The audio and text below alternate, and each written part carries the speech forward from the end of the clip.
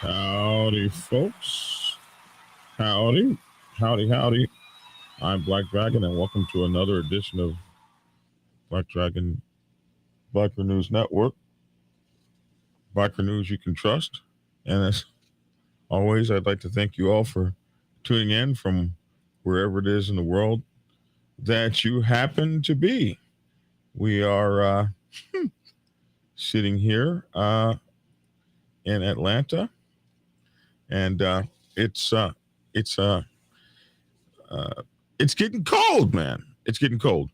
And another thing is, man, for my club brothers down in Florida and stuff, bro, I guess I better be checking on them. They might have to come up to the Dragons there and hang out. I think they were saying last night it's too late to get out. If your ass is down there, then hey, roll with it. Roll with it. Well, it's good morning. Good to see you guys all this morning. Please remind me that we're going to talk about Kompus, who is a viewer of ours. We're going to talk about him in the end and what's going on with him. And I think SSW, if you're on here, you might have to give me a call so you can update us all live with what's going on with Kompus. Listen, this is Black Dragon Biker TV, and make sure to like, share, and subscribe as we do biker news and stuff like that every day. And if you like this kind of stuff, then you need to hit that subscription bell. All right, so check it out. Over here, you know, the Sonny Barger funeral was had the past weekend, and like everyone thought, I mean, you know, it was what everyone thought it was, and then it was more, because the police told everybody there was going to be nothing but trouble and terrorists there and all that kind of stuff. You know, that's what they say about us.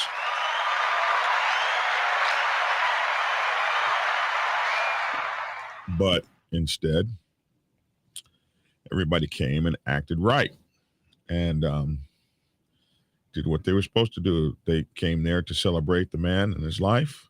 Haters came just to make sure, you know, he was dead. I'm sure there were haters. You know, there's haters for everyone. When you do something great or something worthy or something of note, your haters will show up, you know, just to ensure. I saw his body myself. You know, the haters will come up, and he obviously that didn't work. They weren't able to take anything away. They weren't able to do anything because it was a situation that was good for everyone that went to go see it and everything. So, but one thing that was very interesting, Tucker Carlson was there, and Tucker Carlson spoke at his funeral. And I thought that was interesting. I didn't see that one coming. I wouldn't know what, you know, Tucker Carlson would have to do with bikers or anything like that. But I'm sure the family, you know, families always have something else. They you know, funerals are for families, just in case you don't know. If you're in the motorcycle club world, when someone dies, that's your brother, your sister, you want to reach out and take over because that's your family, but you're not the blood family. So I always remind biker clubs that the funeral is for the family primarily, for you secondarily. And if the family allows you to participate, you should feel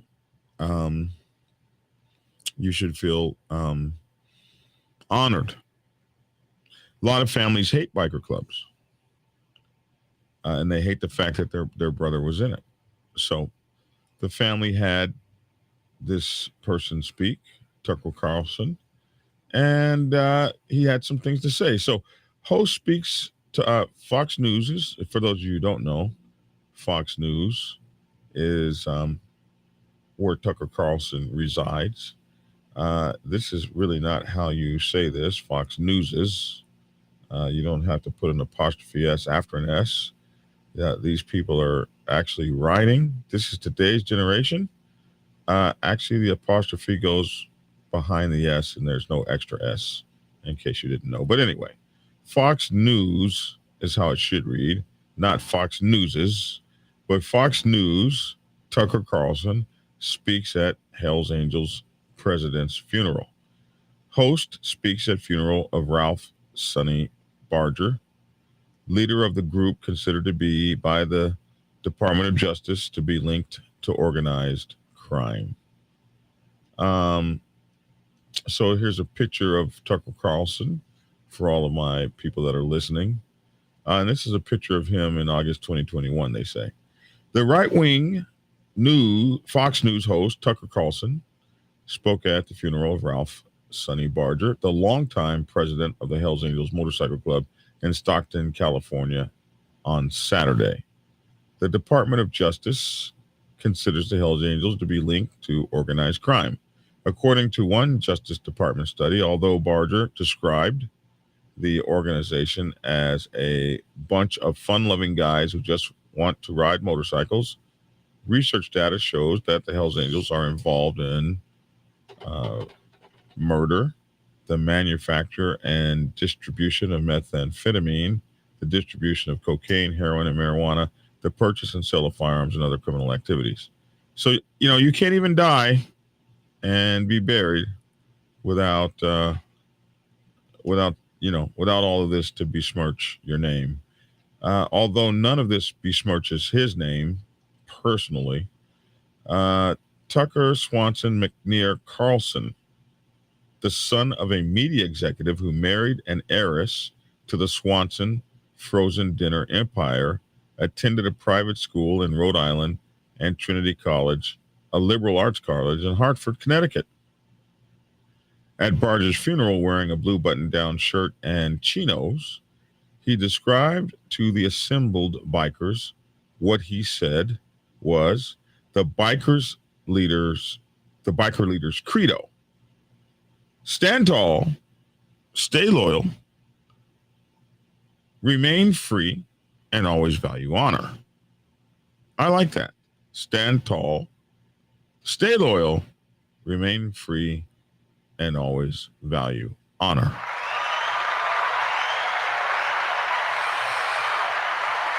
Boy, if that could be done in so many of our organizations, if that could be done in all of our motorcycle clubs and the organizations all the way up to Congress, wouldn't that be something? Tucker Carlson asked, is there a phrase that sums up more perfectly what I want to be, what I aspire to be, and the kind of man I respect? Carlson also said Joe Biden should be saying Barger's words every single morning he salutes the flag. Boy, we just got to throw that politics in there, don't we? Fox News did not immediately respond to a request for comment. Barger, who was 83 when he died from throat cancer in June, joined the Hells Angels in 1957. According to this Guardian obituary, he became the epitome of the outlaw biker, an image he cultivated with charisma and shrewdness, turning Hells Angels into a worldwide brand. Though law enforcement saw the Hells Angels as more of a gang than a club in the 1960s, the media latched on to Barger. And this says it all right here. The media latched on to Barger in the 1960s, selling the outlaw image to the world as a form of countercultural protest in films such as Easy Rider in 1969. So selling, that big word selling, that's where all this comes from, because they make a lot of money selling the outlaw image to the world as a form of countercultural protest. Also in 1969, Hells Angels provided security at a Rolling Stones concert at Altamont, California. A fan, Meredith Hunter, was stabbed to death by a gang member. Barger's Guardian obituary also noted that in 1979, Barger was one of 33 people charged with racketeering under federal RICO, Racketeer Influence and Corrupt Organizations Act. Though the outcome of most cases was a mistrial, he and his wife Sharon were the only two acquitted outright.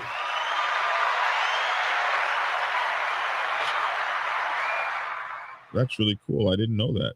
In Stockton, law enforcement warned of violence at Barger's funeral, but the event passed without incident.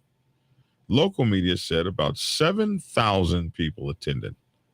That's really quite a tribute, isn't it? Carlson said of Barger, and I thought that's the outlaw biker that every mom in my neighborhood was scared shitless of as a child.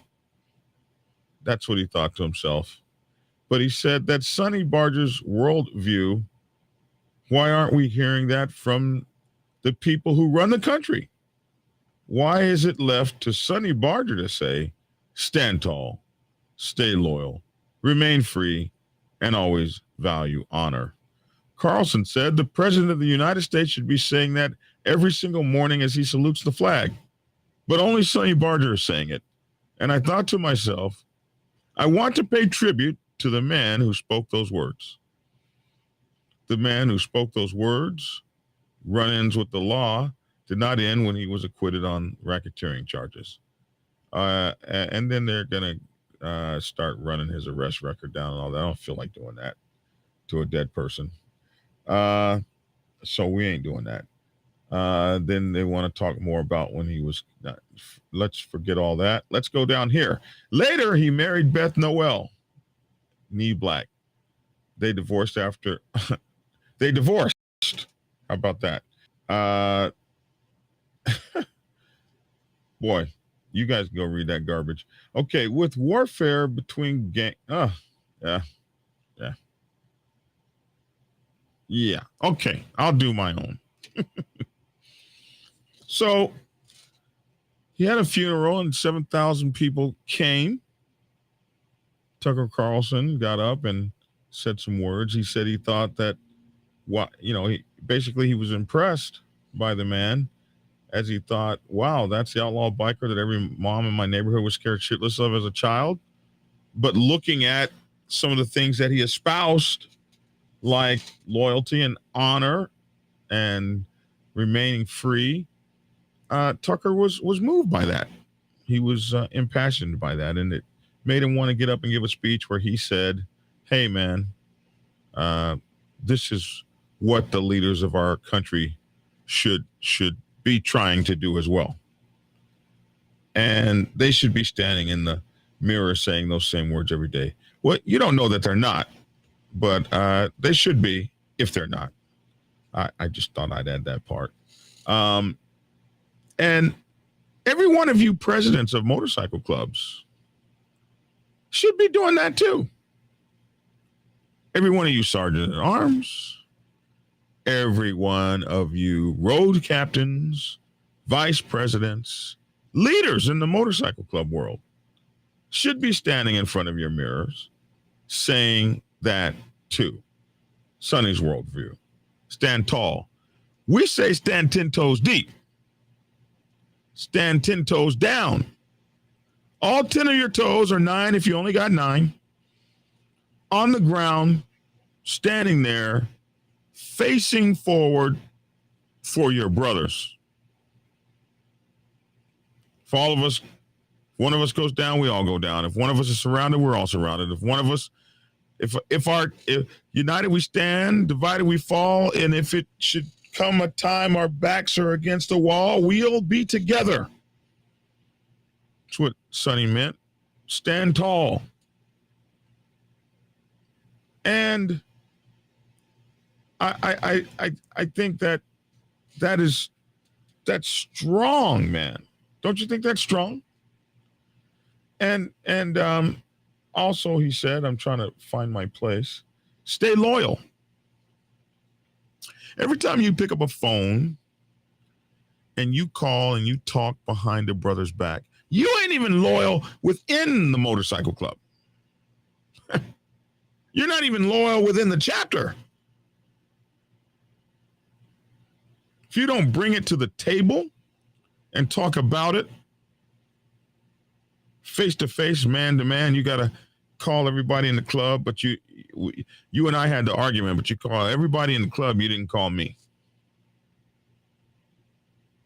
Anytime you go behind a brother's back and screw with his woman or send her just a little bit too many likes on Facebook where she starts to feel uncomfortable because you're liking everything she does, and that ain't right. I'm not saying you can't be friends on Facebook, but you sons of bitches take it too far.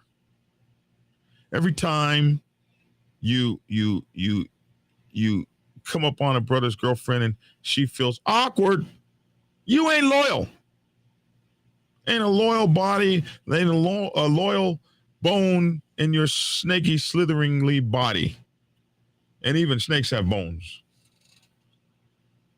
Said, remain free. Boy, it takes a lot to remain free. And that's also remaining free from jail. He would know that. He would know what it meant to remain free. And value honor. Value honor. Honor and respect is not just words spoken. If you say honor and respect every time you see somebody, honor and respect, man, good to see. Honor and respect, good to see you. But you don't act honorably or respectfully, then it's just hollow words to you. And then regular members, RFM, regular FN members, you should be trying to stay loyal, stand tall, and remain free, and always value honor. How are you going to espouse that when you become a leader, when you can't practice that as a member?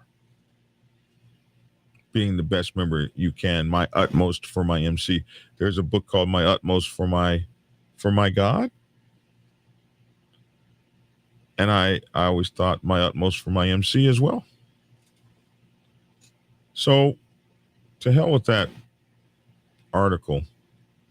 I thought that it was a person who led a life that is worth mentioning. He provided an example that some people took and everyone noticed.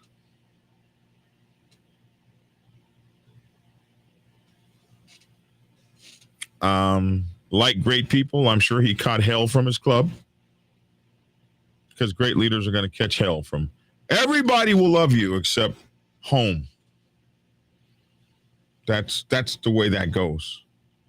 But upon the shoulders of great leaders, God places great burdens. It ain't easy. Leadership sucks. But if you're called upon to do it, that's what you do. You don't know anything else.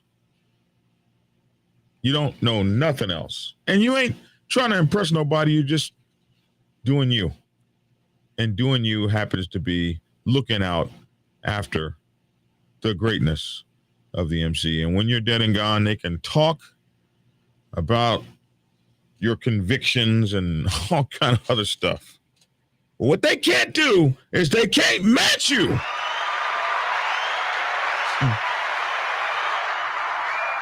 I tell you what you do, mother effer. Put your resume next to mine. That they can't do. All they can do is run their damn mouths. I don't know what happened just then. Seeking counseling.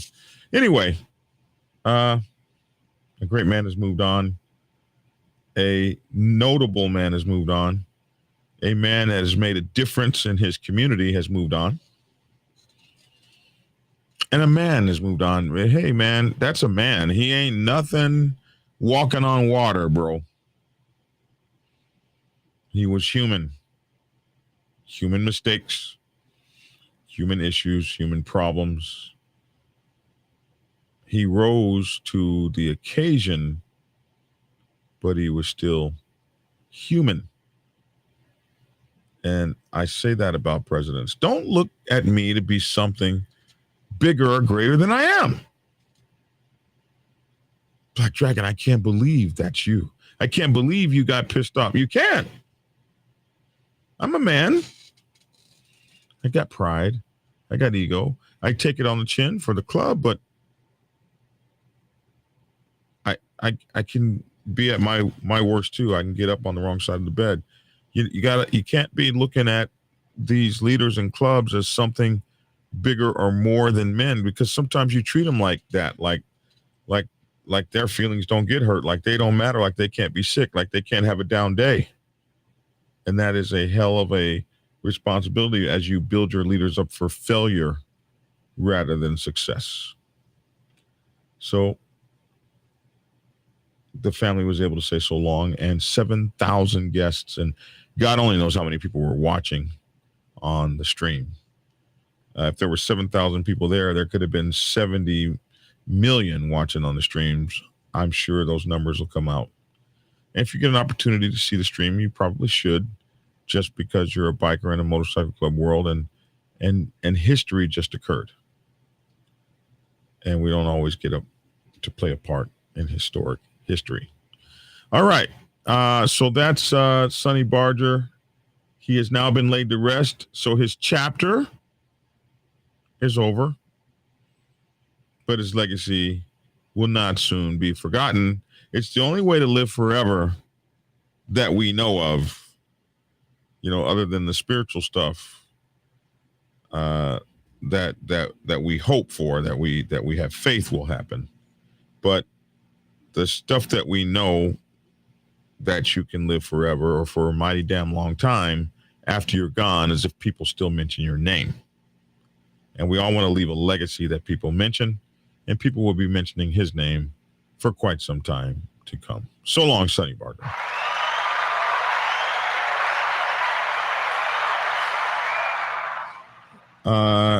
Outlaw Preacher says, I was there at the funeral, and one of those speakers said something that really resonated with me, that Sonny wanted to see a bunch of friendly clubs being friendly with each other. Yeah. Oh, that is really cool. Outlaw Preacher, I think we should have you come on the show and talk about your experience being there at the funeral. So give me a shout after the show. And I'd like to hear, I think we'd all like to hear what it was like to be there. Black Dragon Biker TV, I heard you spoke very respectfully of me during the annual. Thank you. No, Goose. No, Club Brother. I dogged your ass out.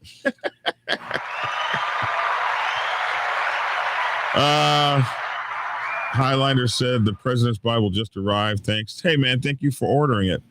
A lot of people are going to. Okay, hold on. We'll get right to that one.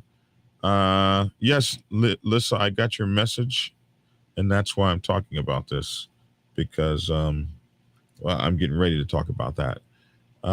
Just taking my last. I stay away from commenting on politics, but I don't like Mr. Carson's propaganda. I suspect he has an agenda here. Yes, he absolutely had an agenda. He came to talk about Sonny Barger and found a way to slip how lame President Biden was in there. I don't like that kind of stuff, but like I say, funerals are for families. The family wanted him there to speak, and they would have known that he would do something like that. But we can take that and I mean, to a certain, certainly he was right about the aspect that the president should be doing it every morning. You don't know that he's not, but he was right that the president should be doing it every morning. And to take that out further, we should all be doing that every morning. And that's the point I wanted to make after reading that. Have you ever met or been in the same room as Sonny Barger? I have not. I always wanted to meet him. He knew all of the black heroes the black Sonny Bargers, people like Heavy of the Soul Brothers Motorcycle Club, founder of the Soul Brothers Motorcycle Club, which is, was born back in that same time period, early 60s, mid 60s. He knew people like the father of Chosen Few, I believe. And he knew people like the founder of East Bay Dragons, Toby Jean Livingston. So the people that I've looked up to, I saw in pictures with him and knew that he knew some of those people very well. And some of those people he has said that he took a lot from. So I wanted to meet him for those reasons, absolutely, because we have some great people on our set that need to be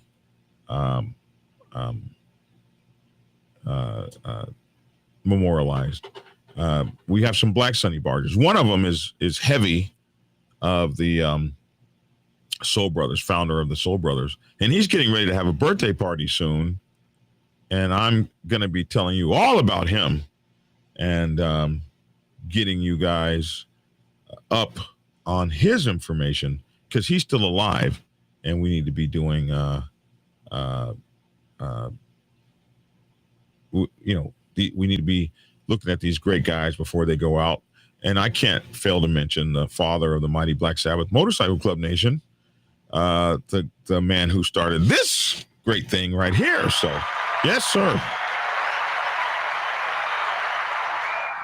We won't have these guys around forever. I don't want to date any of them like they're getting out of here tomorrow or something, but we need to be loving on them all before they go. We are Devil. We are doing a question and answer once a week. All right, let's talk about Kompus for a minute.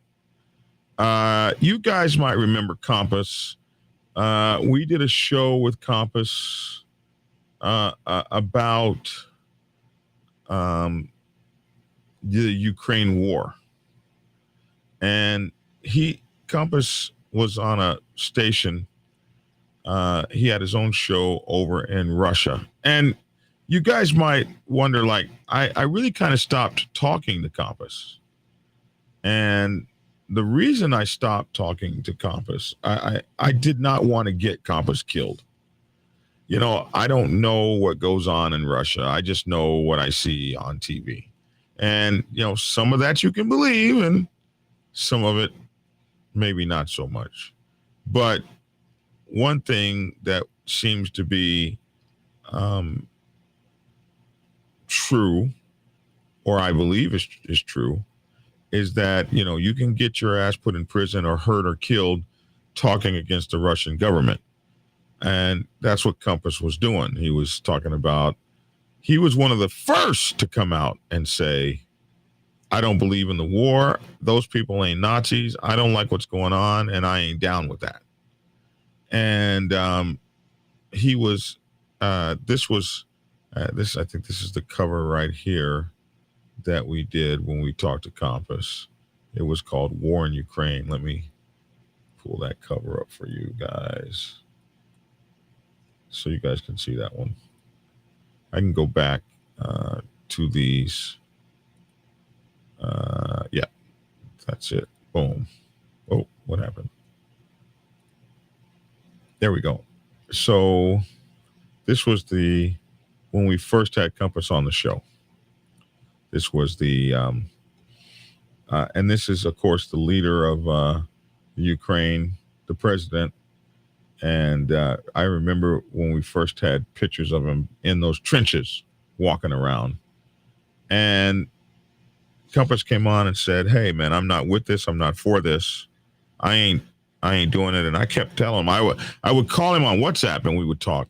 Hey, maybe he's still on WhatsApp. I would call him on WhatsApp and we would talk, and I'd be like, Kompus, man, I'm so scared for you. So I didn't want to but Kompus didn't care. Kompus was not afraid. So, I didn't want to use my show and views and getting views and all that and get this man hurt. So I really stopped talking to him on the show. It appears that he has now gone to Kyrgyzstan. Is that what it was? What was it? One of these cities. He was part of the group that you read about on, or that you saw on CNN or Fox or something, where that showed all those people trying to get out of Russia because apparently the story, and if you know whatever, there'll be someone on, you don't know the story. I don't know the story. Okay, I really don't. I don't know the story, but what I've read, what I've heard is that they've taken quite a beating, the Russians. They've lost way more people than they thought they would lose. They thought they would be done in 30 days, like when America swept through Iran, or Iraq rather. And we took over the whole country in like 30 days, but we didn't like take it over, because then we had to fight the insurrection. And, you know, we had like maybe a couple 100,000 people with incredibly serious injuries.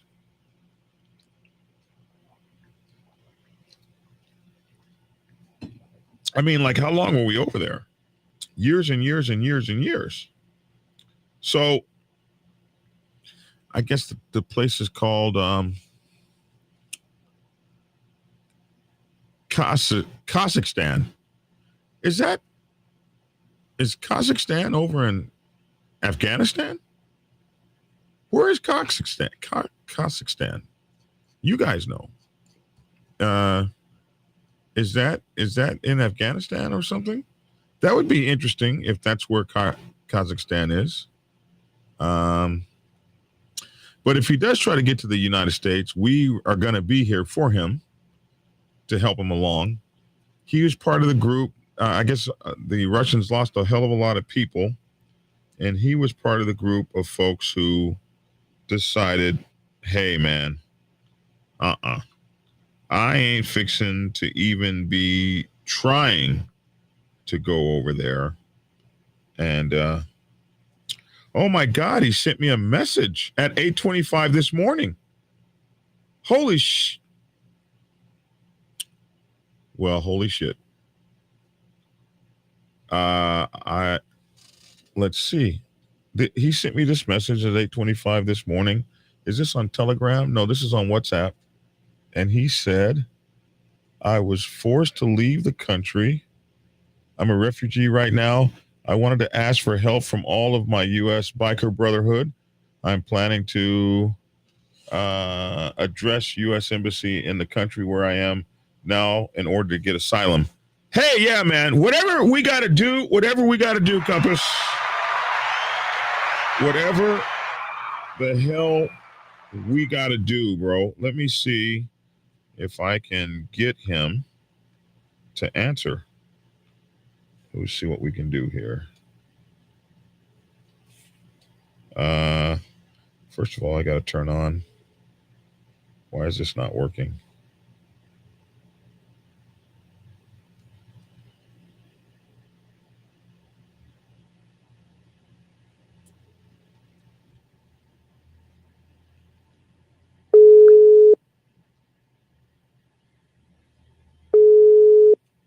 I don't know what time it is there.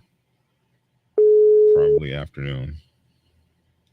So, hey, man, we might have to start taking up some money for Kompus, or writing some letters, or whatever the hell it is we got to do.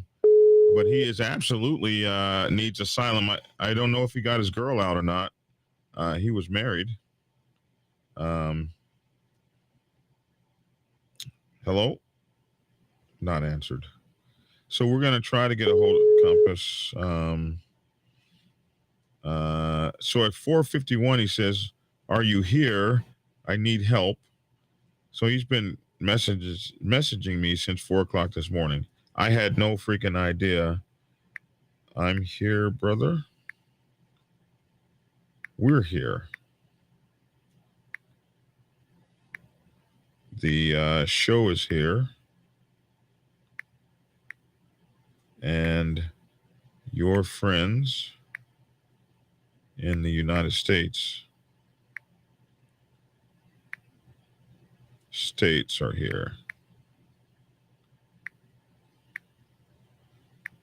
So we'll see. We'll see what happens. Very expensive to get out. Yes, Steve. The asylum seeking process or refugee process is not easy. He needs to find someone to help him with that. So I think I know a couple of immigration attorneys. I used to date one here in the United States, here in Atlanta. Oh my God, she was fine. Jeez. I better not call her though. She'll probably get him sent back over there. Yeah, we need to find someone else. Holy moly. Let's see. Russian military has corrupt officer corps and they give no power to NCO corps. Primary reason for failure, typical of dictatorships. I've heard that. I got to tell you the story of when the Turkish Navy came to Norfolk, and I was a sailor here, and call from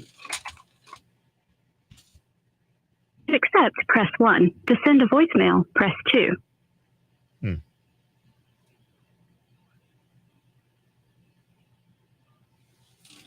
Hello? Hello? Hello? Well, someone's trying to call me on the phone line. Maybe I thought maybe it was one of y'all trying to tell me something when someone calls me in the studio. But I got to tell you that story. So they one of their sailors stole something in the commissary. We don't call them commissaries in the Navy. We call them exchanges, the Navy exchange.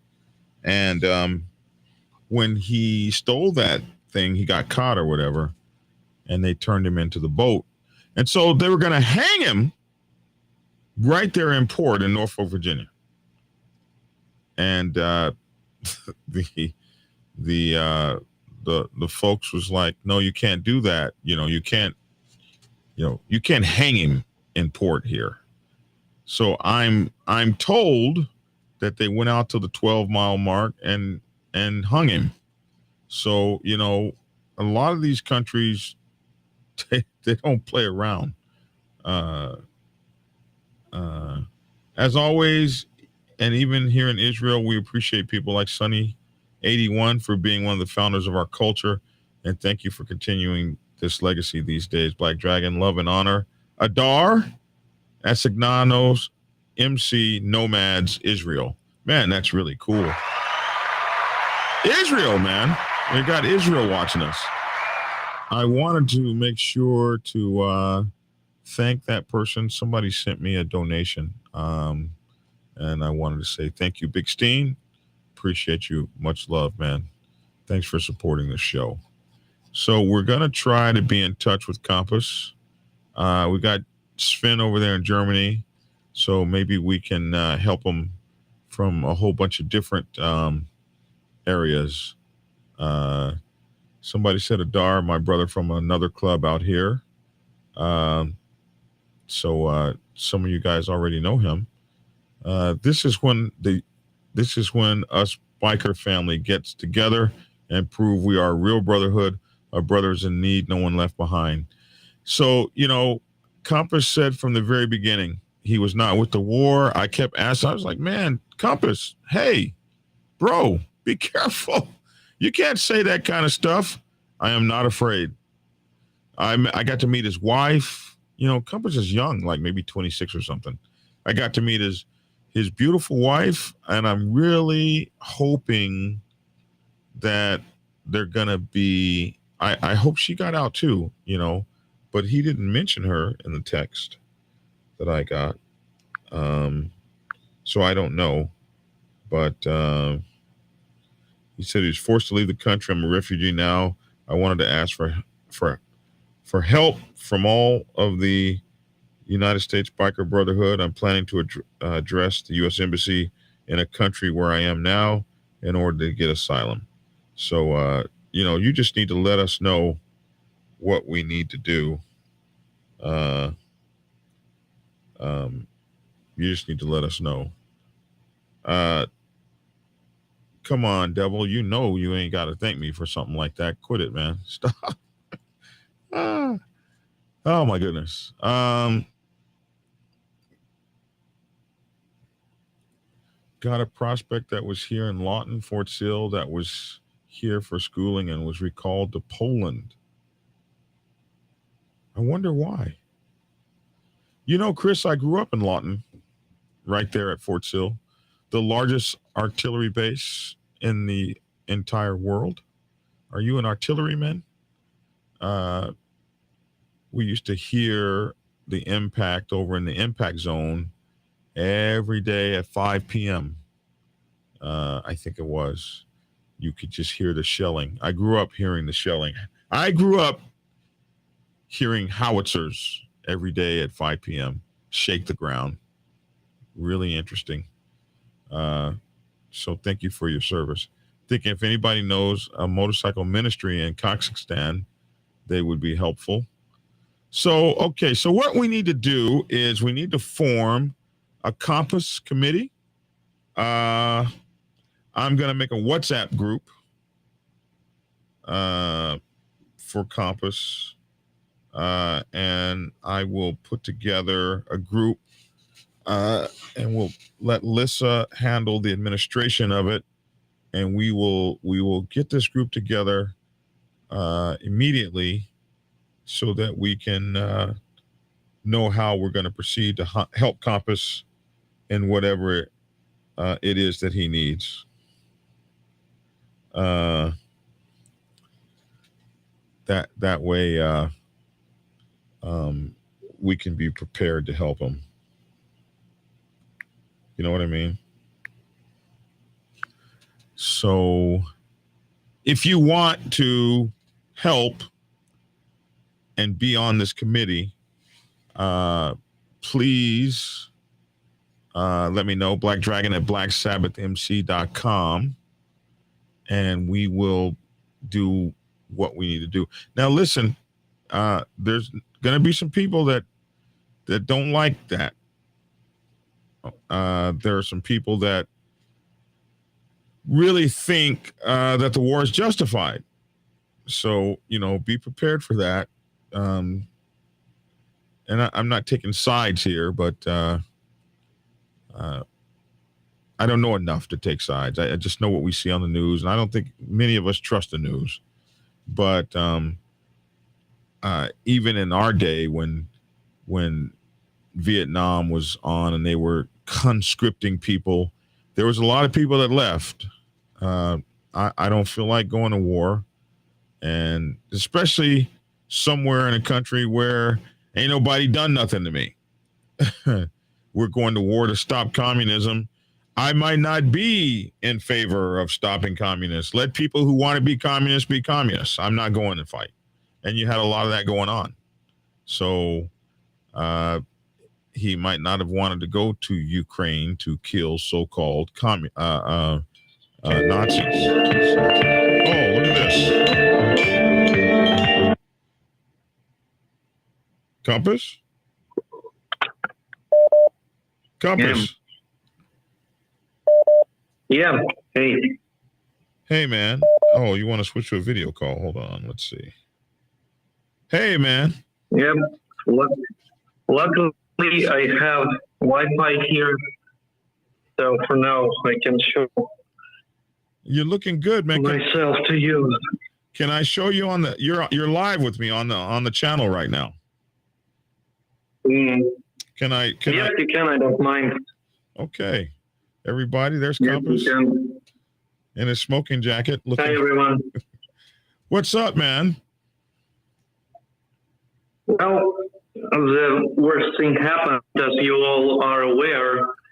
Vladimir Putin started mobilization in Russia, and that means all people, all men who are obliged to serve in the army, if they want it or not, are now forced to go to army and die in war he started with Ukraine. That's what mobilization means. If you want, you don't want, they'll just grab you and make you a part of this war. In this time, many people left Russia, including myself. I don't want to die in this war against Ukraine.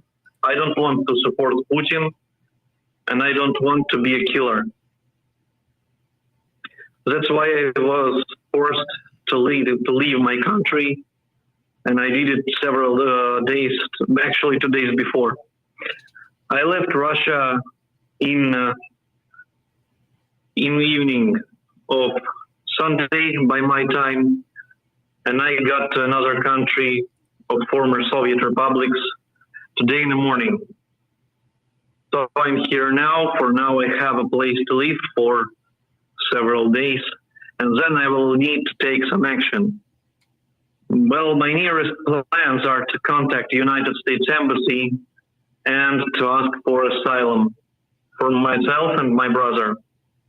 He is also Russian. He is also English speaker. He used to live in Canada, and he studied in Ridley College in Ontario County. So he's familiar with US and Canada. What about your wife? We were forced to leave our homes, our families. I had to leave my wife in Russia. I was not able to leave to take her with me. The people's lives are broken now.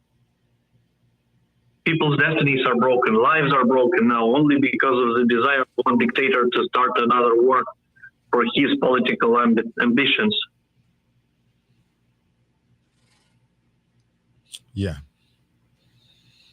Man, I've been worried about you a long time.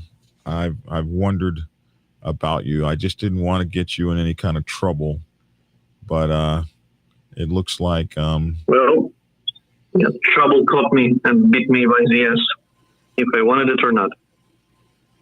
Yeah.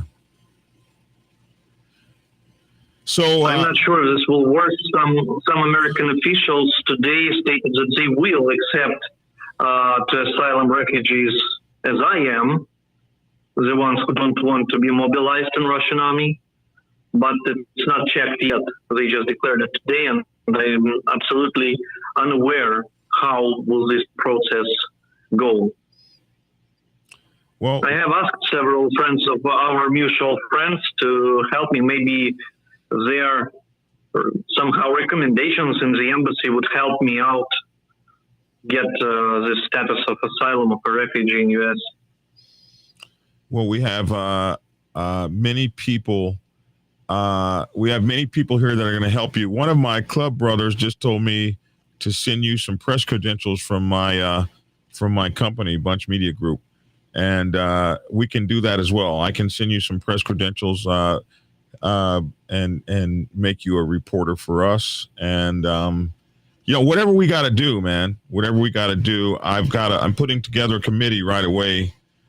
So we'll be ready to help you in whichever way you feel that we need to help you. You've got my number, obviously, so we will stay connected. But yes, man, we're here for you, bro.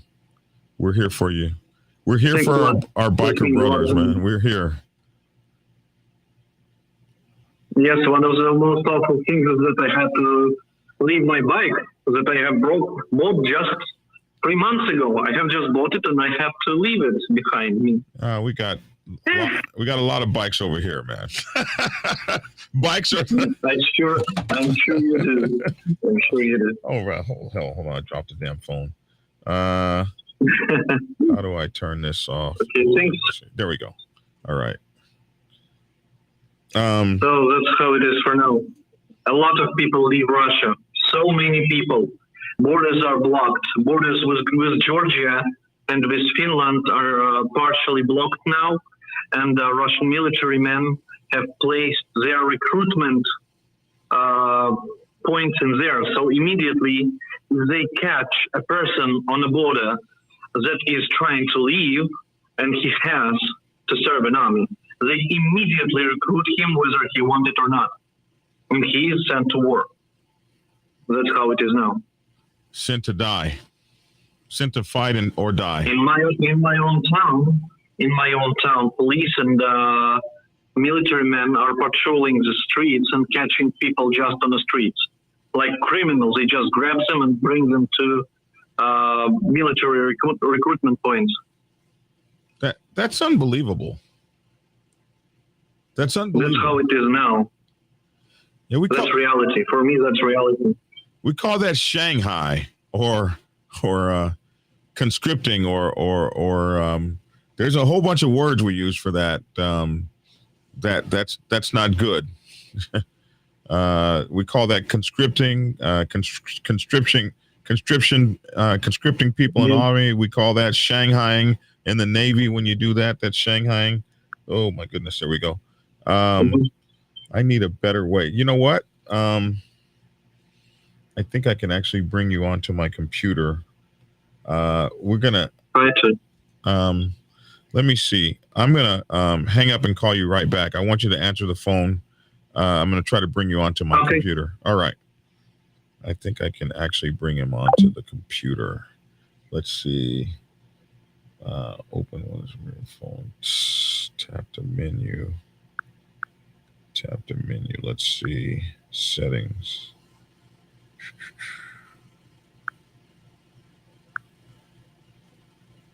Let me see. Hold on. I'm trying to do this more. Come on, I've done this before. Oh man, that really grates on me when I can't do what I want to do.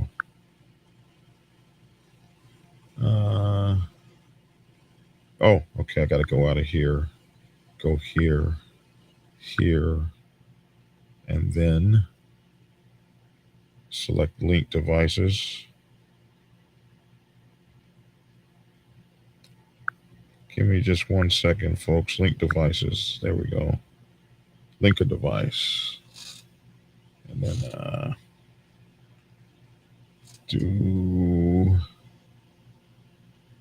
okay. Click to reload. Link code. And then, okay, log in like that. Right? Okay. Then I should be able to pull him up. And can I talk to him by video? But I wouldn't be able to. Will I be able to talk to him by video if I have this video on? Interesting. Use your microphone. Allow. Let's see if this works. Oh, no, that's not what I want to do. I want to call him. So can I call him? How do I call him?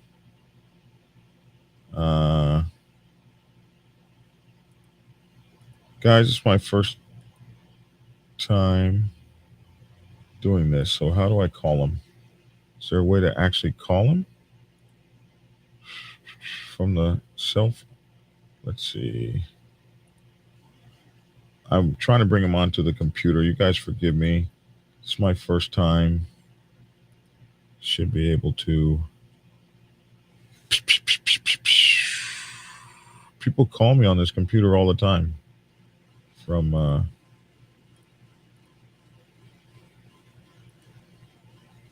oh man, give me a break here. Huh.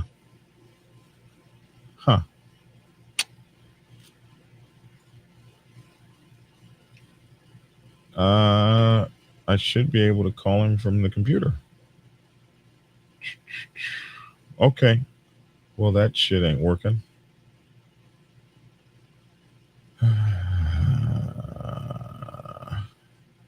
Huh. Select messages. Okay. Well, we'll just have to call him back here. That didn't work. We tried. We surely tried. Guess I'll have to hold the phone.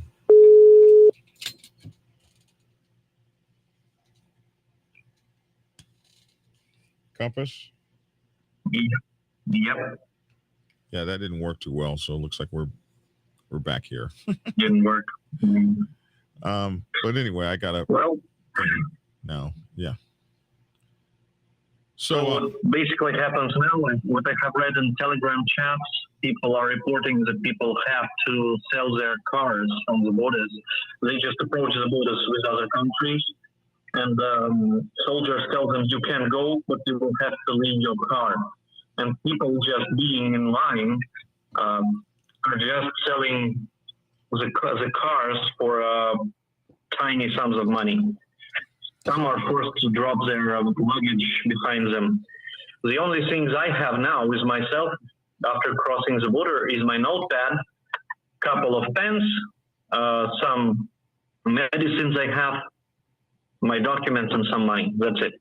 I don't even have much clothes with me. You can see I'm wearing this bathroom coat that the hotel provided me with. All of my other clothes is getting washed. Because for me, it took 3 days to cross the border. 24 hours it took me to cross the border while I was on neutral territory between countries. Literally 24 hours I had to wait sitting in a car without water, without food, without anything. And there are hundreds of people who have to pass the same trial after everything began. This is So unbelievable. that's how it is. For now, officially now, only 3 countries, if I remember correctly, declared that they will help people out, the ones who are trying to leave Russia to avoid their participation in wars. That's Netherlands, Germany, and the United States of America, as it was declared today. This is unbelievable. Yep, that's how it is now. Tomorrow, I'm planning tomorrow morning to contact the U.S. Embassy in capital city of country where I am now. Sorry, I'm not sharing what country exactly I am now, just in case. I'll text you after our conversation today, but I would not like to share it so much in public. So I'll contact U.S. Embassy, and maybe they will help me out with asylum, and maybe they will tell me what documentation should I provide, what should I issue, and other stuff. Okay. Yeah, man. I don't know what to say, but we're here for you. We're here for you. Whatever you need, you just gotta let us know, and we'll do what we have to do. You know what I mean? Mm-hmm. I'll keep you updated, so you will know what happens here. So you got my phone. Call me. Mm-hmm. You know, before you text. I don't always check WhatsApp texts, so I didn't know that you had texted me this morning. My folks told me that you had gone. They told me where you went to. So, so we already know where you are, unfortunately. Or we think we know where you are anyway. So,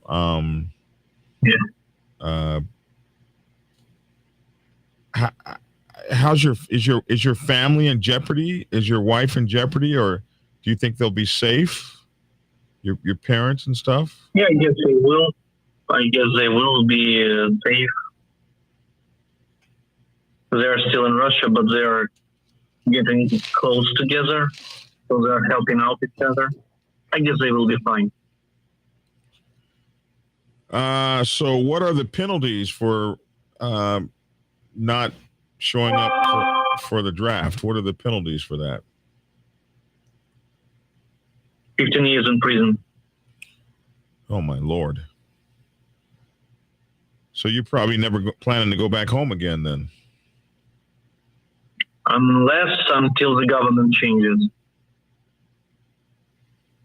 Yeah. While Putin is in charge of country and while war is still going on, I guess that will be impossible for me to get back. Do you feel like you're not being patriotic to your country? No, I am very patriotic to my country. I love my country. I don't like my government. That's two different things. That's not equals. Okay. Did you face any danger getting out of the country? While I was leaving, one guy tried to rob me. There were multiple fights on the borderline. So there are some dangers on your way, but I managed to survive all of them and get in one piece with my brother to the place I am now. My goodness. So is the country that you're in, are they helping you, or are you having to foot everything out of your pocket? Yeah, I'm very grateful to people who are here. They are providing apartments to people who cannot afford renting ones for money. So some people are just giving their rooms for free to people who are immigrating in this country. They are very hospitable, and they help people. They help Russians out. Sometimes they just tell which bank is better to change your currency, where can you buy SIM card for your phone. They just morally support you. So I'm very grateful to these people for their hospitality and their acceptance. How are you doing financially? Are you broke? Are you doing okay? What's the situation? Fine for now. I had something hidden just in case for the dark days that happened to me now. The worst thing is today my employer told me they cannot work with me distantly.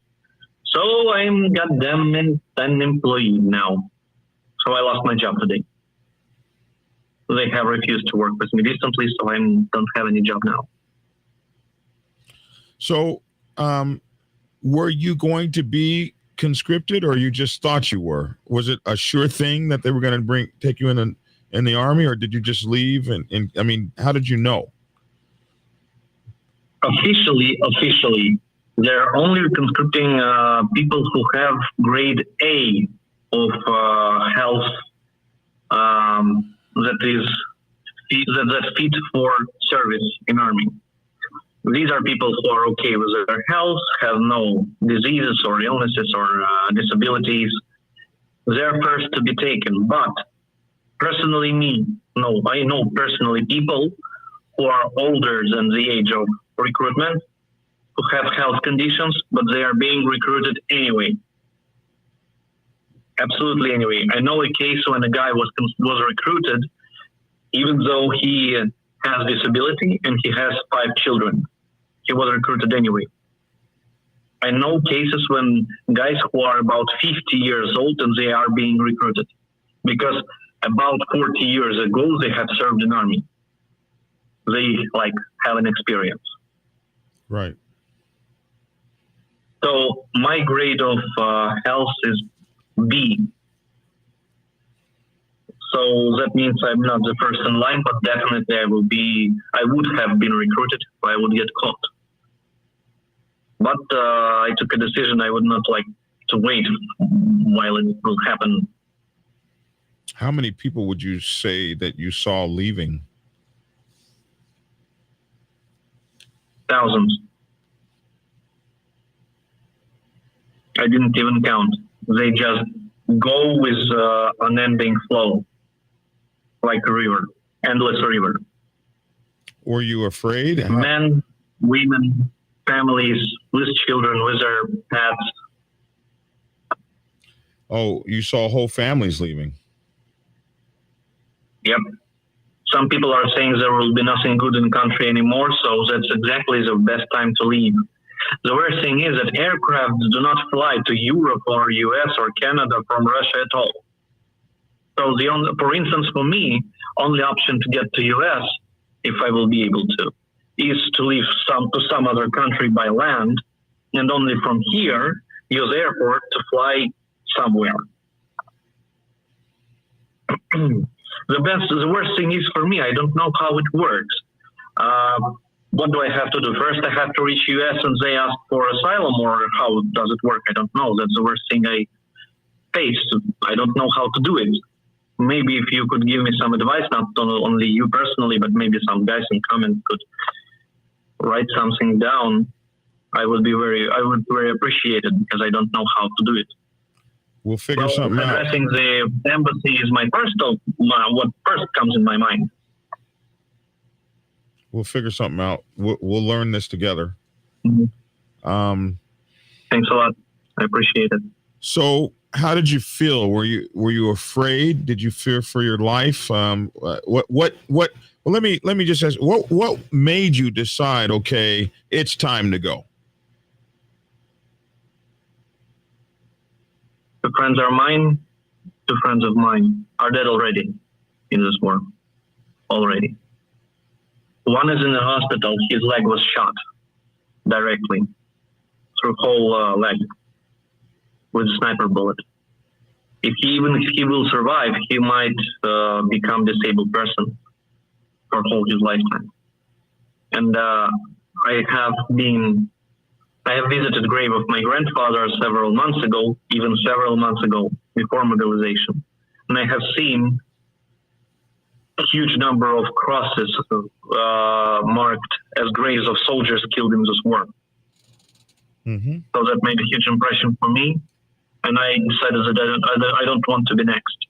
And mainly, I don't want to be the reason for the same crosses and graves to multiple in Ukraine. My wife is Ukrainian ethnically. Her nation, she's Ukrainian. How can I be at war with Ukrainians? They have done nothing bad to me. They didn't harm me anyhow. They didn't insult me. They didn't do anything bad for me. Why should I go there and kill them?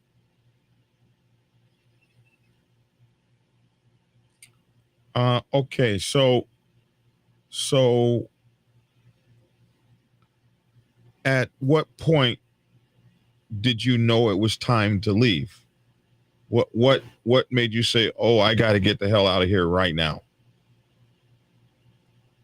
When we have started to get first news from the borderlines and from Georgia and from other countries, from Finland, when we have heard the moment for me was when some countries declared they will close the borders for Russians and there will be no possibility to leave at all. We still have these rumors that probably Russia will just close all the borders from inside and nobody would be able to leave the country. Mm-hmm. And this case leaves no other option. You will have either to stay in Russia and be mobilized to Putin's army, or you will have to start a revolution or escape to forests. I don't know what else. Right. And my guess is that my family needs me alive and not fighting on front line or sitting in jail. Yeah, that's a good guess, I think. So, did they announce it on the news? I mean, you must have.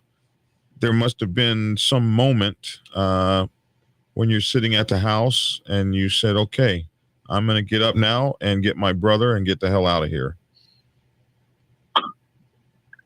Officially, they declared they are not planning to close the borders for now, but they also declared that February 22nd, we are not planning to attack Ukraine. We are not planning to do it. At least, even 3 weeks ago, our officials said, we will not make any mobilization. We are not planning to do any mobilization. What do we have now? We have mobilization. So when they are saying yes, this means no, and vice versa. So you, how did you get out of the country? Did you just drive to the border or fly somewhere? Or? No. Flights are banned. Flights are banned in Russia for a pretty long time already. I had to go by car with my parents to borderline, then I had to pay pretty big sum of money to get through the border by car, because they are not letting pedestrians. They are letting in only cars. And people use it. They accept passengers for money. I had to pay a sum that is my month's salary. So I had to pay a sum that I usually get for 1 month of work to cross the border. And then I had to spend 24 hours in a line before the border. This is unbelievable. This is not something you would believe would happen in a major country like Russia. This sounds like a third world kind of thing. People running from the border, running to get to the border. It's unbelievable to me. And so people must have been in a panic. What do you do if you don't have any money saved? Well, in the country where I am now, they offer some job for Russian English translators. They have some oil refinery places. They need cooperation of international specialists, so they need translators. I will try to use this possibility while I'm still here, or while I will be waiting for an answer from U.S. Embassy. My guess is this will not be very fast. No, probably not. Well, it might be. You don't know. My question is, when you're at the border and you're trying to get over and you don't have any money saved, what is your option? How hectic was it at the border? How many desperate cases did you see? I have seen 4 young guys who were just going there and back across whole line, asking, literally begging people to pick them up because they didn't want to stay here. I hope somebody picked them up. Just for you to imagine that the line before Russian border, Russian checkpoint, was about 30 miles of car stuck in a traffic jam, and people running around asking for each car to pick them up because they just are unable to cross the border on foot. In the very beginning, people were selling bicycles because they let people with the bicycles to cross the border. But soon, military men banned this idea, and they didn't let people in with bicycles. There were cases when price for simple bicycle, not very good ones, the simplest one, was about $1,000. Literally, there were people selling bicycles for $1,000 because it was the only option for people to cross the border. Unbelievable.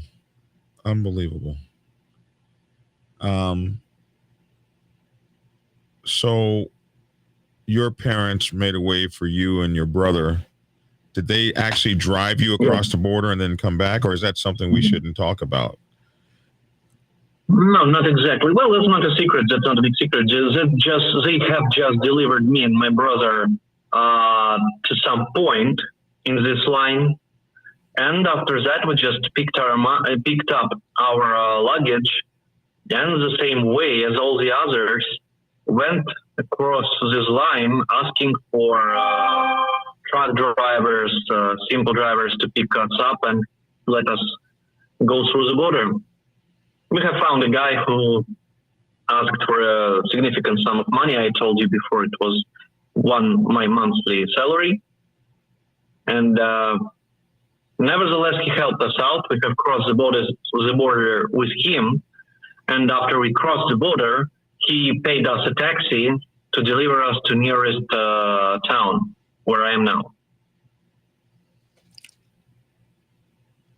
Okay, so in the meantime, you're going to try to find some employment. In the meantime, you're going to try to get to the embassy. In the meantime, you're going to try to get your life into some sort of normal something, maybe some kind of a job, something, until we can find out how to move forward to the next step, which might be trying to get to the United States or something like that. Yep. Are you in any danger where you are? For now, no. I'm safe for now.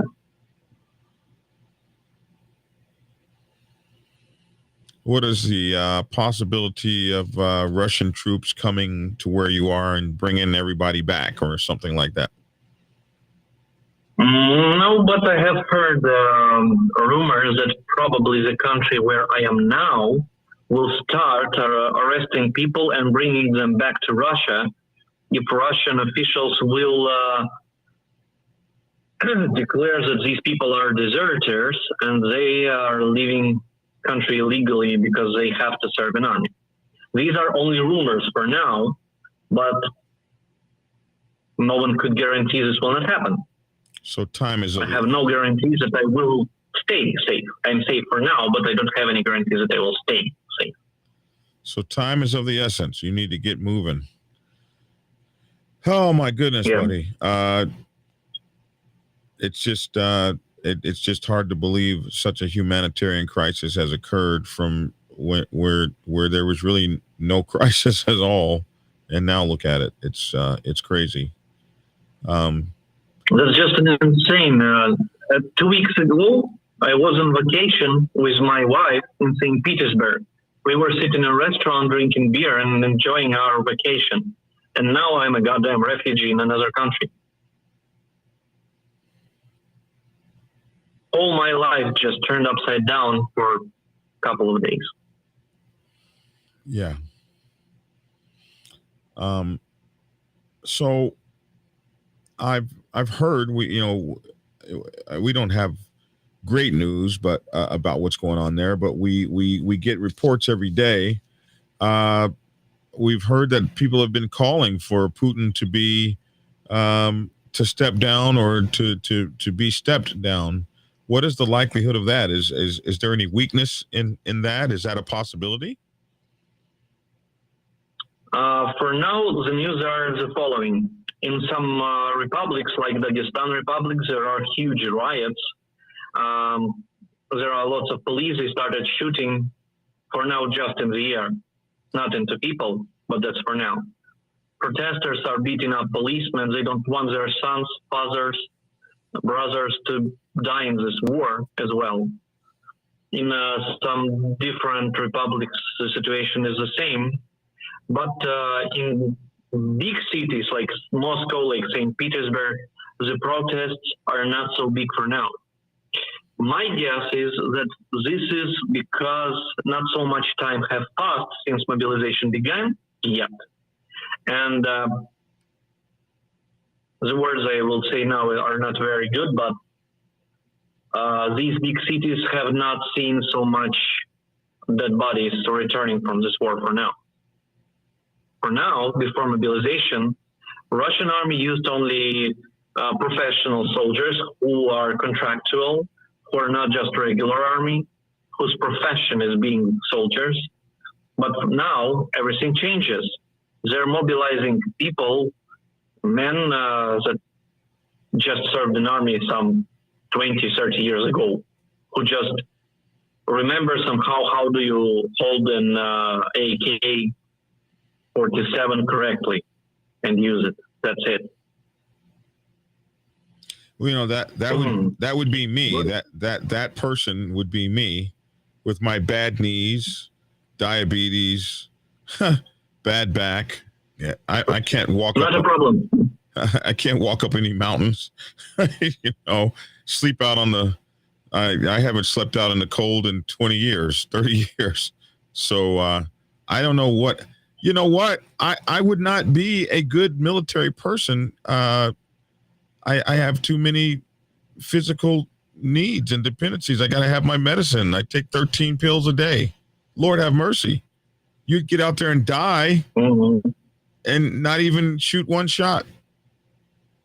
This cannot be the soldiers that Russia is putting on the battlefield. That cannot be. But this happens. One of the biggest, let's say so, protest signs was one guy. His best friend was recruited, and his best friend was only 19 years old. Next day, this guy, whose friend was recruited, takes a shotgun, goes to military recruitment place, and he shot dead the guy who was in charge of this recruitment. I think we heard about that. I think we heard that some military recruiting. That was Izhevsk City. That was where? Izhevsk City. That's in eastern part of Russia, Izhevsk. I think we heard that. I think I heard that a recruiting station had been attacked or something like that. So, and then didn't a school? Did a school just get shot up or something like that? Yes, this also happened recently. People are going nuts, completely insane. The offices that are in charge of recruitment are getting burned at night, every night. People just create Molotov cocktails and throw them to these military recruitment places to burn down the documents and to make sure people won't go to war. I have seen multiple videos in Telegram when people are going there to training camps, are getting drunk, they're fighting with each other. One guy was literally so drunk, his pants were just dragging behind him. He didn't have any underwear, and he was running around. These are recruits he's taking. Or I don't know what warriors they will be, but that's how it is. Officially, as I know, they will have 2 weeks of training camps, and then they will be sent to frontline. But according to Ukrainian officials, first prisoners of war that are mobilized soldiers, not professional ones, are already being held as prisoners in Ukrainian military. My goodness. Well, listen, my friend, get some rest. I didn't sleep for 4 days. Yeah, I can imagine. Get some rest. You got my number. We will be in constant contact. Call me instead of sending me text messages. I mean, if you got to send a text message, send a text message. But if you can call. I will start checking my WhatsApp. I don't really check it that much, but I'll start checking it now. And okay. I don't know what I can do, but we will help you in any way we can. Absolutely, we'll learn what's got to be done together. So, I'm glad you're okay. I appreciate it so much. I'm glad you're okay and your brother's okay, and I'm glad you were able to get out. Not everybody, it seems, is able, and you'll find yourself on the front lines, not fully trained, facing a hostile enemy that's fighting for their very survival, and that's going to be tough for anybody. Yes, the Ukrainian army is very motivated. They're fighting for their country. They're fighting for their homeland. They're protecting their homes, their families. And I am not sure that Russian soldiers are motivated. At least half Ukrainians are. Yes. Because the only reason they are fighting for is a guy sitting in charge of their country in Kremlin who will definitely not go to frontline, at least to support them. Who will be sitting safely, nicely in his room in nice conditions while the soldiers will die in the front line for his ideas. And we've seen that Ukrainian president on the front lines with his guys a whole lot. That's exactly why I have said about Putin going to frontline. Zelensky did it. Your turn, Mr. Putin. So what kind of news are you getting inside Russia about what's going on in the Ukraine? Do you have any idea from inside Russia? For now, in Ukraine, as far as I know, they had to close borders for people who can't serve in army because previously they also used only contractual soldiers and people with military experience. But now for them, that's indeed, as they call it, great patriotic war. And everybody is needed. Just compare, Ukraine has 44 million people, totally. And Russia has 147 million, 3 times more. The thing is that Ukrainian side has an advantage because almost whole world is supporting them, providing them weapon, equipment, tanks, air. For instance, they're very grateful to United States for providing them with HIMARS rocket launchers and different types of equipment that help them to fight back. Without support of Western world, Ukraine would not be able to stand up for so long. And they know it. Right. They've gotten a lot of support from us. We've been sending quite a lot of money over there, and equipment and surplus weapons and things like that. Do you have any idea of the status of the war? Do they give you that kind of information? Do you know what side is winning or losing or anything like that? For now, while these recruits are not on the front line, Ukrainian side has the upper hand. Russians are not attacking; they are just defending. And daily, Ukrainians liberate little by little more and more territory that was occupied previously. But that's gonna change. The worst thing is that Putin declared referendums on territories that are occupied now. That means it's kind of like people will declare they want to be part of Russian Federation, and he will just annex these territories. I don't know, there's like, I go into a bar where people are drinking, pull out my gun and say, this is now my territory. You are all my slaves because I have a gun, you don't. Who will recognize it? I haven't heard that any country would recognize it. United Nations also said they will never recognize it. But he said officially that if these territories would be accepted as Russian territories and they will be attacked by Ukrainians, this will mean for him attack on Russian territory, and in accordance with our military doctrine, he will be able to use non-conventional weapon. That means nuclear or atomic bombs. Yes, we heard that here. So we've been watching the referendums on television and watching them go from house to house to collect votes. They are walking house by house with soldiers with machine guns, asking people, do you want to be part of Russia? Holding a handgun next to their heads. That's not an expression of free will. No. So you're pretty up. You've got the same information we've got. So I didn't know if pretty much. I didn't know if the news would show you guys the same stuff that we're hearing. So I can imagine a lot of people are outraged to know these things.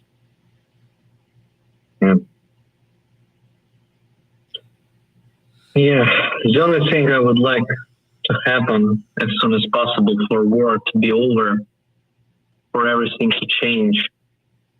And you just can't imagine how much do I want to get back home to my family, to my wife, to my cat and my bike. I have left behind everything I had. Well, get some rest. We'll talk offline and try to get together a plan for you. And I just, I'm glad you're safe. And, we will be prayerful for you and your countrymen and we'll hope for the best for you. And we'll do what we can. Mhm. And maybe you'll find a new place here and a good home, and we'll be able to ride motorcycles. I can't wait to get you over here. I'm going to take you on some motorcycle rides, my man, and make you smile a little Thanks bit. a lot. All right. Hey, That would man, be great. I'll talk to you soon, Yeah. okay? See you later. Okay, guys, it was a pleasure to be with all of you. Stay safe. Peace to everybody. Fuck the war. We will do our best. Bye. Bye-bye.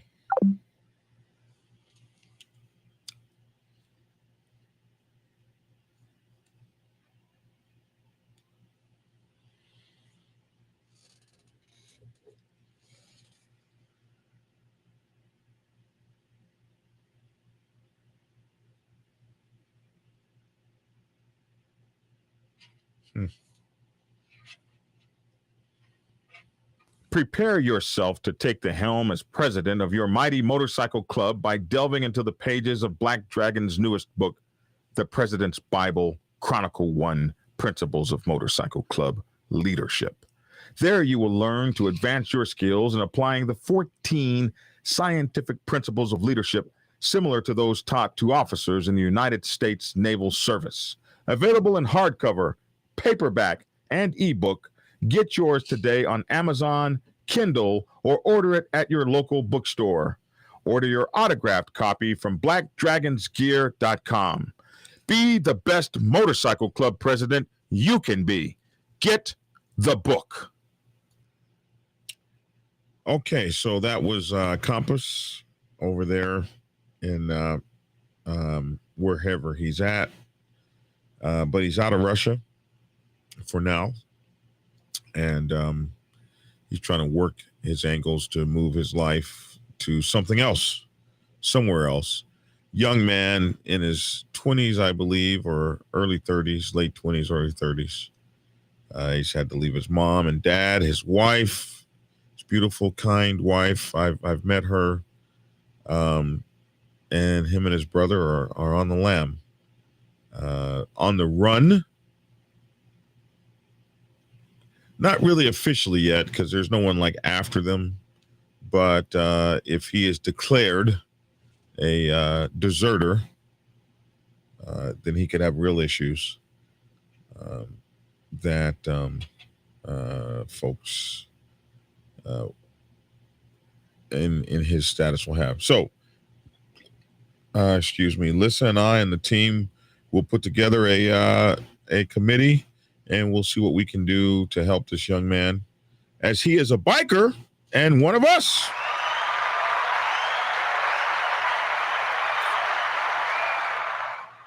And that's what we'll do. Listen, I've extended my time, gone way over my time. I'm going to cut this up and put this out as a completely different show, as the first show was definitely not meant to be this show. And we'll figure out what to do here. I'm exasperated. I'm tired. I feel like 1,000 pounds on me, and I ain't even sitting in a hotel room in a robe while my everything I own is being washed. But life can make you a damn refugee in a heartbeat. That's why you got to think tactical. Damn, I guess I need to do that show for real, huh? It's like the universe is saying, John, do think tactical. He had some damn money saved or something. He was able to put a month's salary down to get him and his brother's ass out of there. What do they say? You should always have at least 3 months' salary saved? At least 3 months' salary saved? You don't know when life is going to turn on a dime. He had to be ready, man. He had to have his go bag together. He had to be able to get out of town, get on the fastest thing moving. This could happen to anybody at any time in any country for any reason. You just don't know. We'll talk more about this In the meantime, be good to one another. Just be good for one another. My name is Black Dragon. That's my 2 cents. I'd love to hear your 2 cents in the comment section below. Thanks for tuning in. Get skinny. Be safe. Love your loved ones. And you better be thinking tactical. I'm out. See you guys tomorrow.